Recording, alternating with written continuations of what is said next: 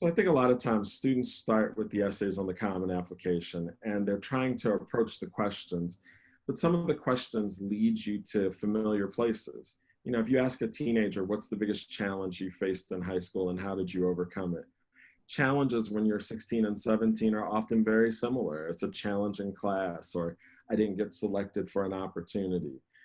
So, what we encourage students to do is to start with what is important to them and to move forward toward the questions. And for most conversations that I have with students about essays, we start with the same question. I've been asking the same question, Mark, for 10 years, and it still produces the most interesting outcomes.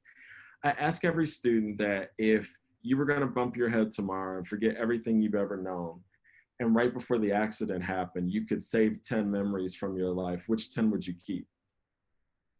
And then out of that conversation, we start talking about what's important to the student. Because a lot of times, a baseball player who has tons of baseball to his credit in his activity list, when I ask him about his 10 memories, baseball never even comes up. And so now in the essay, it's going to give us a chance to give another angle, whereas everybody's expecting him to talk about the time he hit the grand slam and won the big game. And instead, he's talking about how interested he is in animals and how he's looking forward to being a veterinarian someday. And it's just a real hard pivot because we're thinking about what's important to the student and what they're thinking about, which is something that's really important to us here.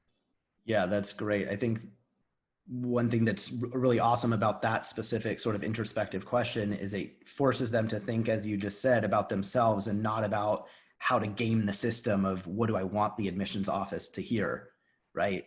You're not even thinking about it from that angle. So that's great. Oh, absolutely. I tell students, my goal is not to make the admissions office like you. My goal is to make the admissions office know you.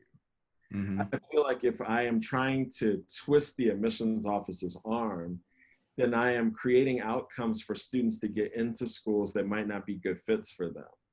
I want them to be so authentic that an admissions office can look at their application and say, this is an amazing student that would not have a good experience here.